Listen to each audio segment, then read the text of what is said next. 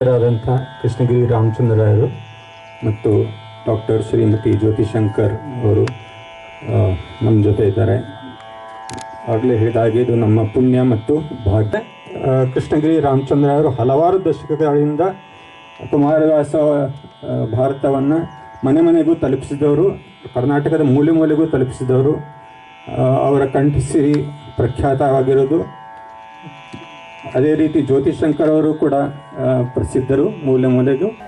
ನಮಿಸಿ ನಾರಾಯಣನ ನರನ ಪುರುಷೋತ್ತಮನ ನಮಿಸಿ ಬಳಿಕ ವ್ಯಾಸವಾಗ್ದೇವಿಯರ ನಮಿಸಿ ಬಳಿಕ ಪೇಳುವುದು ಜಯವಾಗ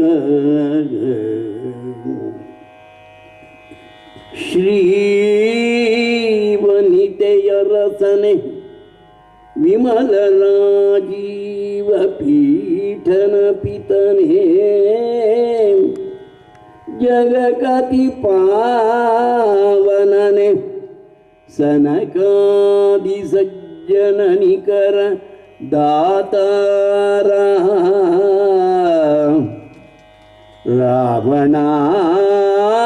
ರಾವಣಾಸುರಮಥನ ಶ್ರವಣ ಸುಧಾ ವಿನೂತನ ಕಥನ ಕಾರಣ ಕಾವುದು ಆನತ ಜನವ ಕಾವುದಾನತ ಜನವ ಗದುಗಿನ ವೀರ ನಾರಾಯಣ ಗಜಮುಖನೆ ಮೆರವೇ ಕದಂತನೇ ನಿಜ ಗುಣಾನ್ವಿತ ಪರಶುದ್ಧಾರನೇ ರಜತಗಿರಿ ಒಡೆಯನ ಕುಮಾರನೆ ವಿದ್ಯೆವಾರಿಧಿಯೇ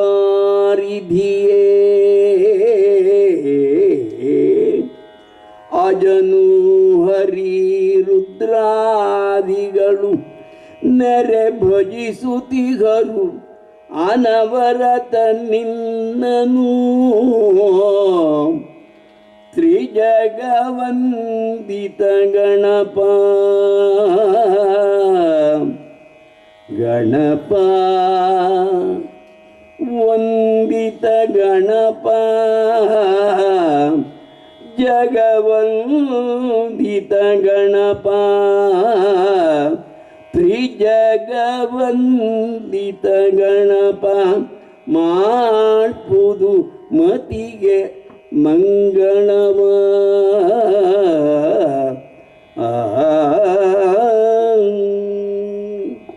ಸಭಾ ಸರಸ್ವತಿಗೆ ನಮಸ್ಕಾರ.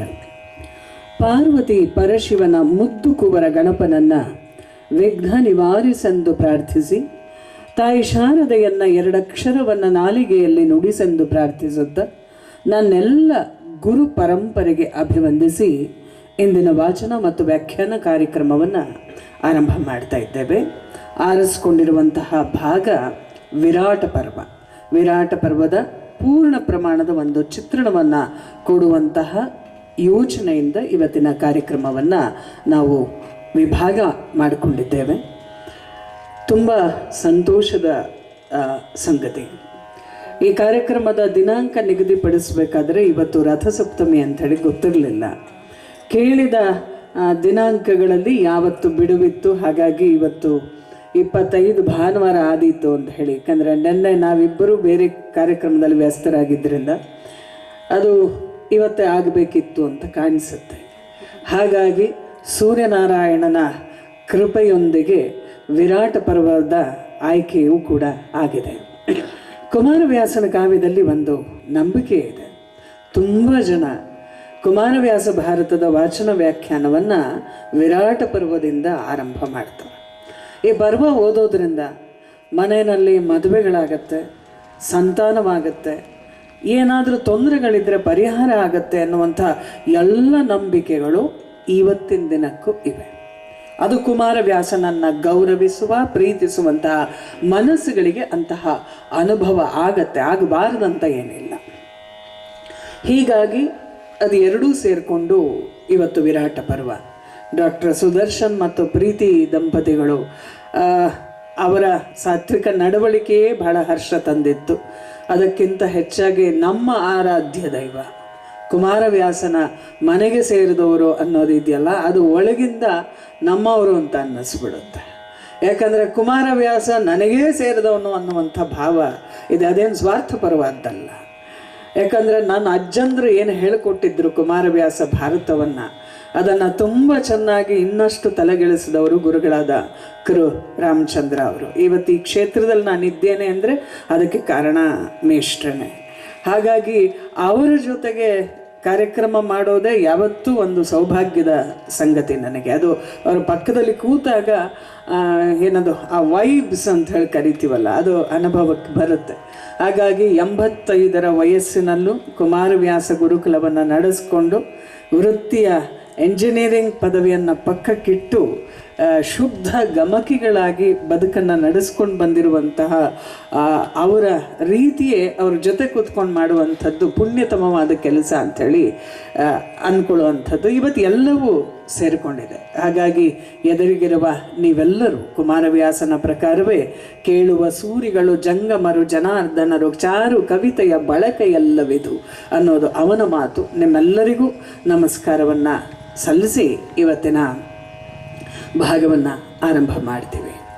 ವಾರಿಜಾಸನೆ ಸಕಲ ಶಾಸ್ತ್ರ ವಿಚಾರದುದ್ಭವೆ ವಚನ ರಚನೋದ್ಧಾರ ಶ್ರುತಿ ಪೌರಾಣದಾಗಮ ಸಿದ್ಧಿದಾಯಕೆಯೇ ಶೌರಿ ಸುರಪತಿ ಸಕಲ ಮುನಿಜನ ಸೂರಿಗಳಿಗೆ ಅನುಪಮದ ಯುಕುತಿಯೇ ಶಾರದೆ ನರ್ತಿಸುಗೆ ನಲಿದು ಒಲಿದು ಎನ್ನ ಜಿಹ್ವೆಯಲ್ಲಿ. ಇದು ಕುಮಾರವ್ಯಾಸನ ಪ್ರಾರ್ಥನೆ.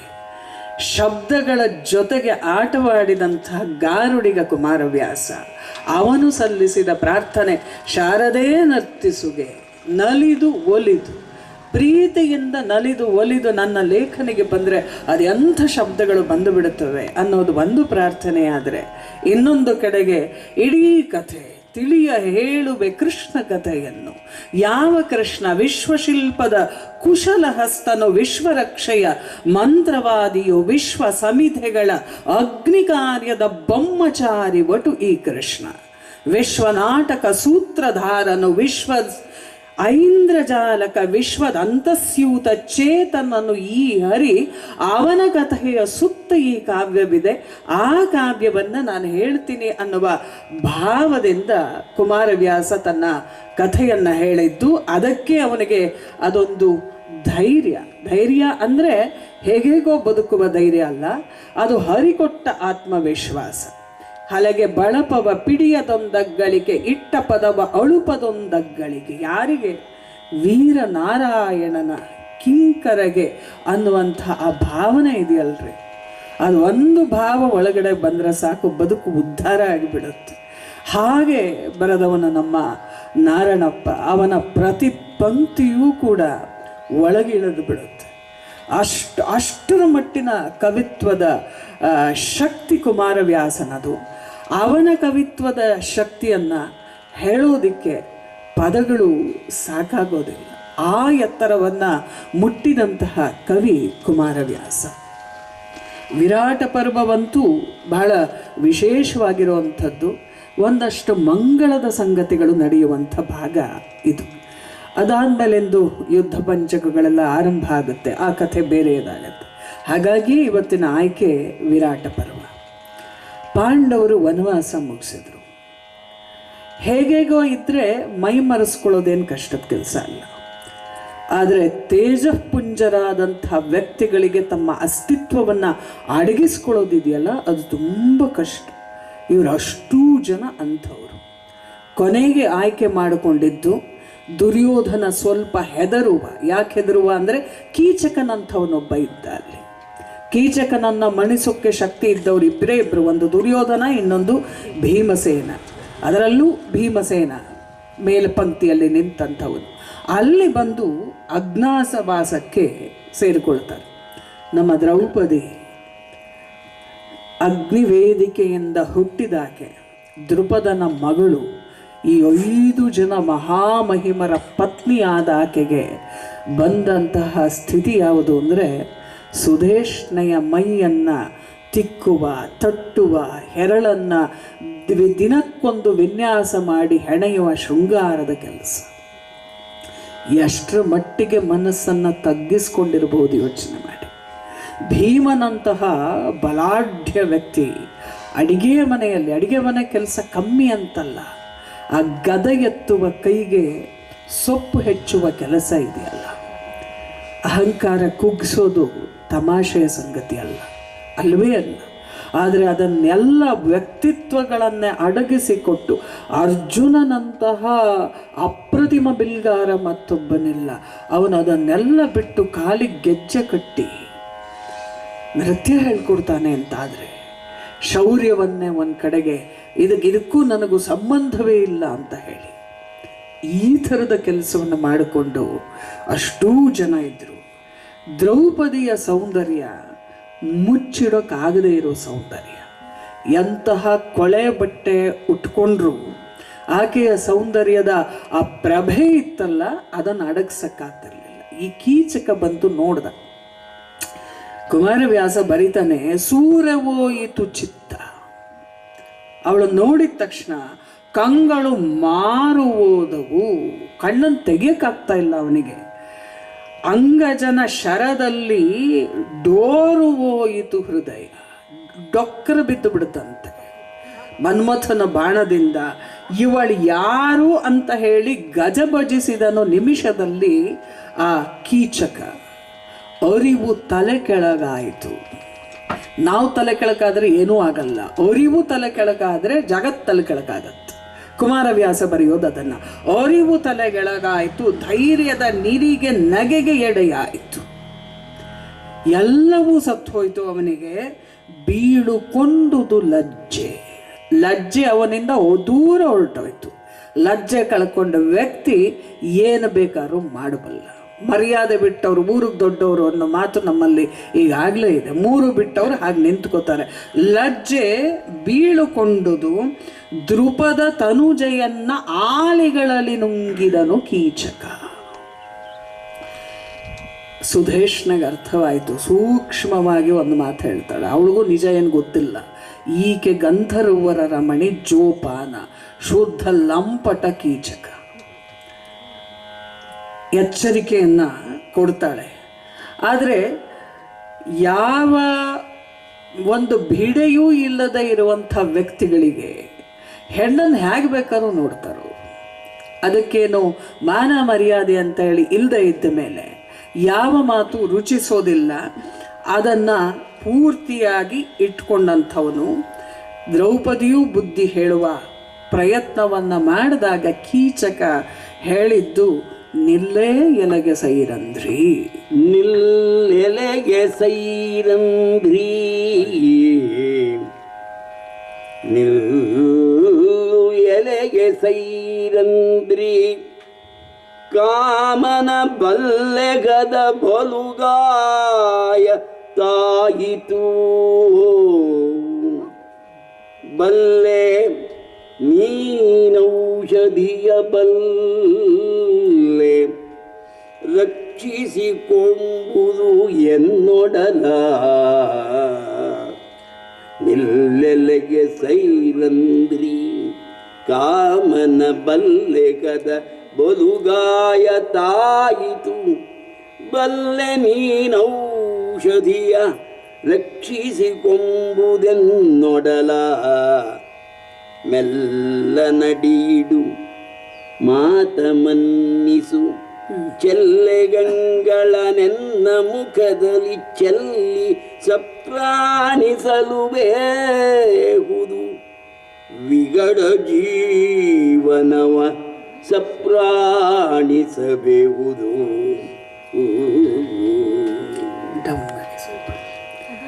ದ್ರೌಪದಿ ಕೂರಿಸ್ಕೊಂಡು ಬುದ್ಧಿ ಹೇಳ್ತಾಳೆ. ಪೆದ್ದಾಗಿ ನನ್ನ ಮೇಲೆ ಕಣ್ಣು ಹಾಕಬೇಡ. ಪರರ ಸತಿಗೆ ಒಳುಪಿದೊಡೆ ಪಾತಕಬಹುದು. ಅದು ನಾನೊಬ್ಬ ವಿವಾಹಿತೆ. ಪರಸ್ತ್ರೀಯರನ್ನು ನೋಡಬಾರ್ದು ನೀನು. ನಿಜ ಲಕ್ಷ್ಮಿ ತೊಲಗುಗು.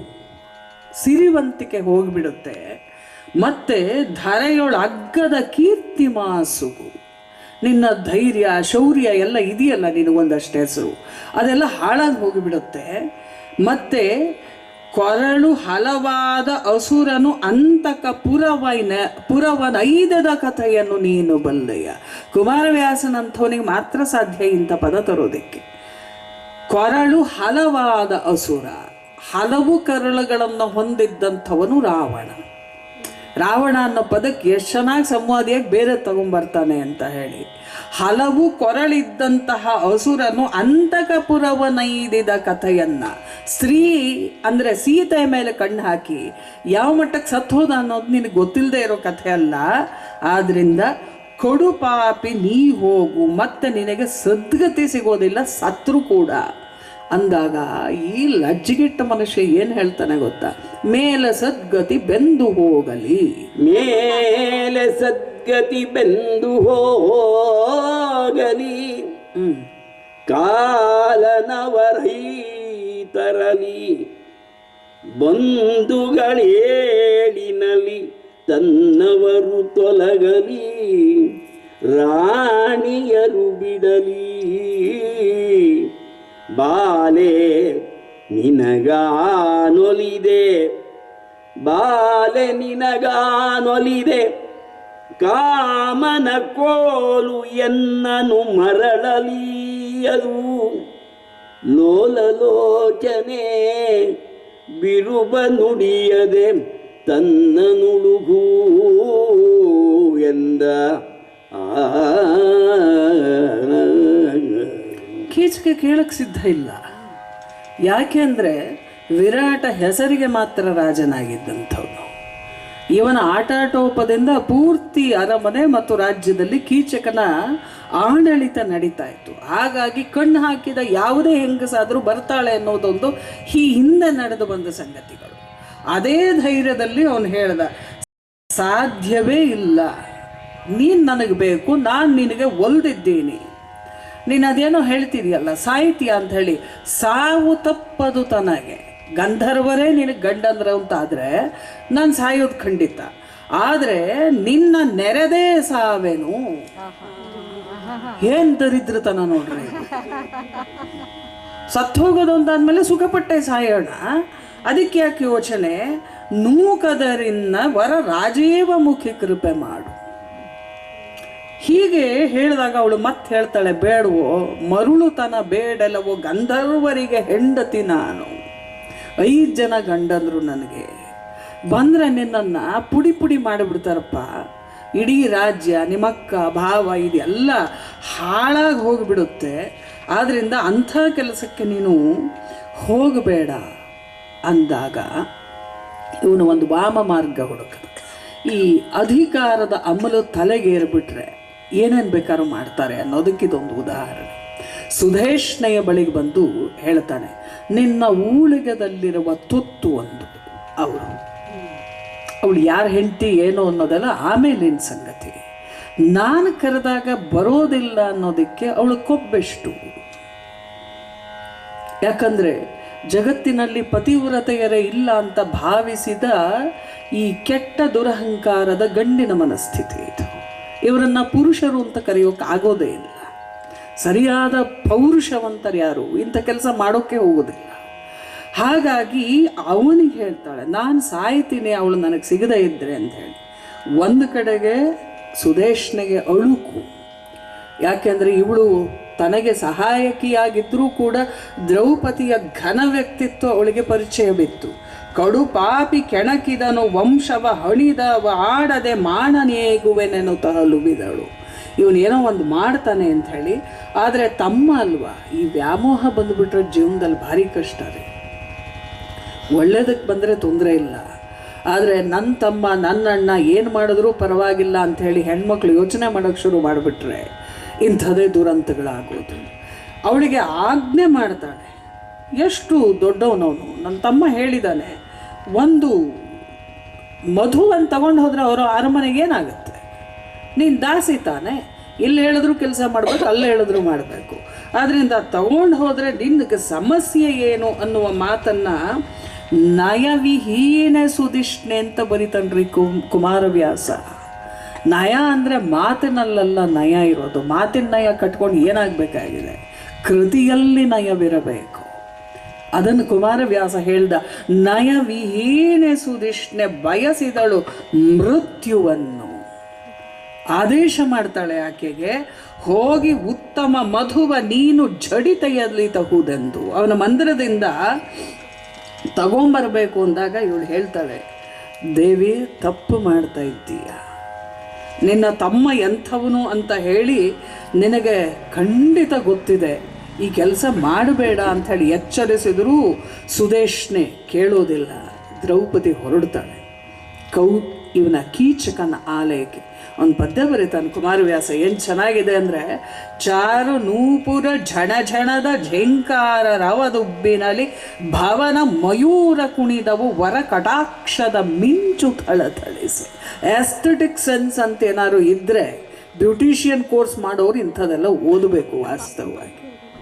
ಅಂದರೆ ಚಾರು ನೂಪುರ ಕಾಲಿನ ಗೆಜ್ಜೆಯ ಝಣಝಣದ ಝೇಂಕೃತಿಯ ದುಶ್ಯಾಸನ ವಧೆಯಲ್ಲೂ ಇದೇ ಮಾದರಿಯ ಒಂದು ವರ್ಣನೆ ಬರುತ್ತೆ. ಬಹಳ ಅದ್ಭುತವಾಗಿ ಇದೇ ಮಾದರಿ ಶಬ್ದಗಳನ್ನು ಬಳಸ್ತಾನೆ ಅವನು. ಎಲ್ಲೆಲ್ಲಿ ವಧೆಯಾಗಬೇಕೋ ಅಲ್ಲೆಲ್ಲ ದ್ರೌಪದಿಯ ಕಾಲಿನ ಗೆಜ್ಜೆಗಳು ಝಣಝಣದ ಝೇಂಕಾರ ರವದ ಉಬ್ಬಿನಲ್ಲಿ ಇಡೀ ದೇಹ ನಡ್ಕೊಂಡು ಹೋಗ್ತಾ ಇದ್ರೆ ವರ ಕಟಾಕ್ಷದ ಮಿಂಚು ಥಳಥಳನೆ ಹೊಳೆದ ತಕ್ಷಣ ಅದರ ಉಬ್ಬಿನಲ್ಲಿ ಭವನದ ಮಯೂರಗಳು ಕುಣಿದವಂತೆ ಅರಮನೆಯಲ್ಲಿ. ಅಂದರೆ ಅದು ಮಿಂಚು, ಇದು ಮಳೆಗಾಲ ಬಂದಿರಬಹುದು ಅಂಥೇಳಿ ಭಾವಿಸಿ 6 ಹೊಗಳುವರು ಆಕೆಯ ಅಂಗವಟ್ಟವ. ದ್ರೌಪದಿನ ವರ್ಣಿಸೋಕ್ಕೆ ಕಷ್ಟ ಆಗೋದಿಲ್ಲ.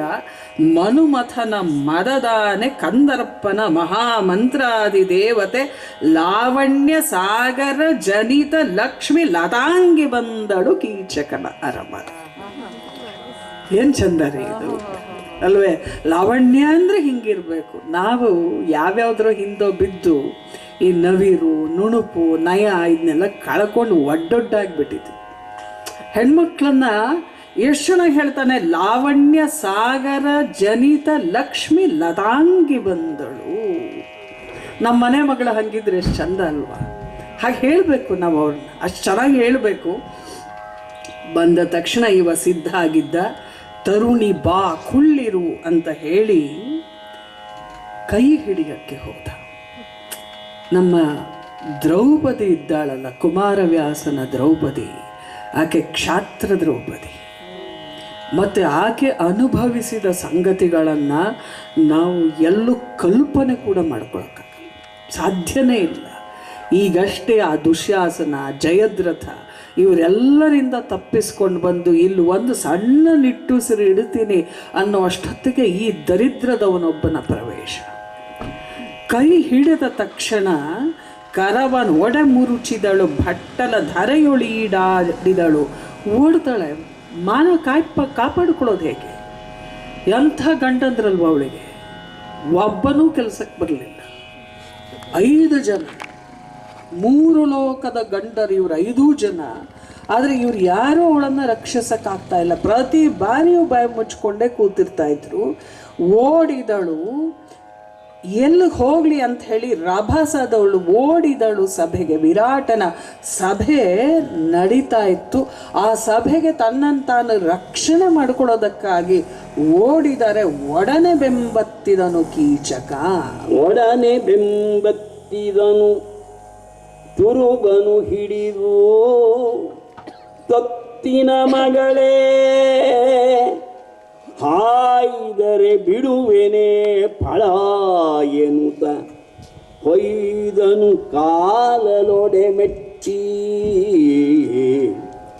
ಕೆಡೆದು ರಘುತವ ಕಾರಿ ಕುಡಿಯಲಿ ಮುಡಿ ಹೊರಳಿ ಬಿರುಗಾಳಿಯಲಿ ಸೈಯಡೆಯ ಕದಳಿಯ ಕಂಬದಂತಿರೆ